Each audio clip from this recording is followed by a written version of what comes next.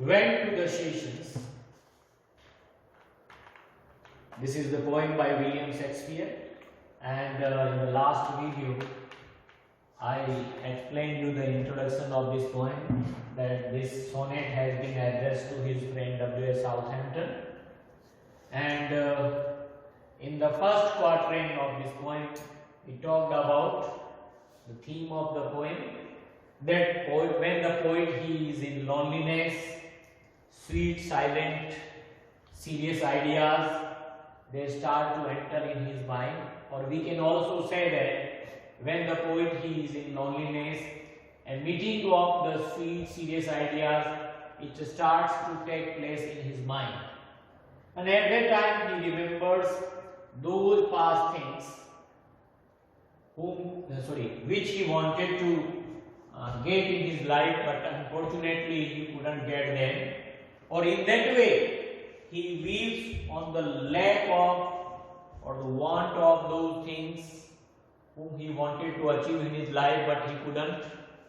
Or in that way, in loneliness, he feels sorrows or he weeps on those past sorrows again in loneliness, or in that way he wastes his time. So in the first stanza of this sonnet, the poet he remembers past things and he feels sorrows about those past things which he wanted to achieve in his life, or which he tried to achieve in his life but he couldn't. So that is the first stanza.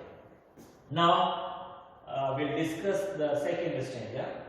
Then can I drown and I unused to flow, for precious friends hid in deathless night, and weep a place loved long since cancelled, and mourn the expense of many a vanished sight. Then can I drown and I unused to flow. Then poet he draws his eyes. Unused to means about which poet was not accustomed, जिसका कभी अभ्यस्त नहीं था. Then can I drown and I unused to flow, for precious means valuable, friends, hid means hidden, in deathless night. Deathless means without death. Then poet in his loneliness he puts his eyes, or he also remembers those precious or valuable friends who are now no more.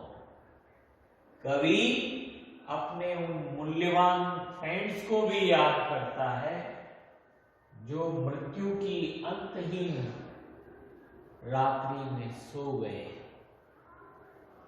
यानी कवि उन valuable friends को भी याद करता है जो मृत्यु की बिना तारीख वाली रात्रि में सो गए हैं, यानी जो सदा के लिए इस दुनिया से विदा हुए हैं, यानी मर गए हैं.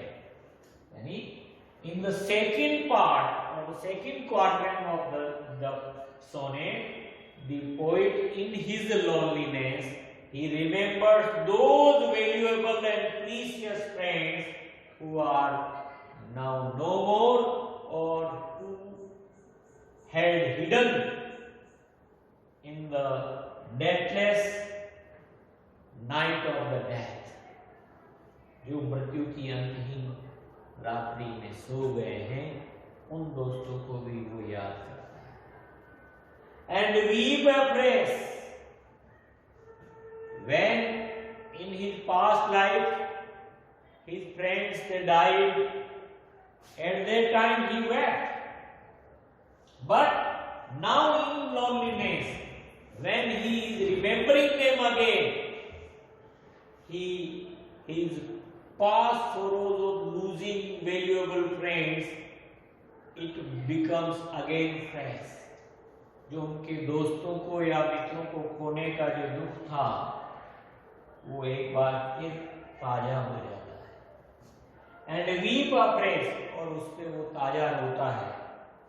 Loved long since cancelled वो, और उन दोस्तों का प्यार, उन दोस्तों का दुख जो काफी दिनों से कैंसल हो गया था, फॉरगॉटन हो गया था, वो एक बार फिर ताजा हो जाता है. So in the second part of this poem, or the second quatrain of the sonnet, the poet he remembers those valuable or precious friends who are now no more, or who are now dead, and in his loneliness he remembers them, or in that way those friends who had been forgotten for a long time, their sorrows, their love, it becomes again new or fresh, and mourn the expense in loss over many sides. So not only he weeps for his precious friends, but in his loneliness he also mourns means weeps. He also weeps for other people, or other ordinary people, other laymen who are now not in this world. So in the second quatrain of the poem, the poet he remembers his valuable friends and other people who have vanished from this world, who have left this world forever. He weeps for them. So in the first part of the poem, the poet he remembers those past things which he wanted to achieve in his life, but he couldn't. Or in that way, his past sorrows of not getting or not achieving those things, it becomes new, and he weeps.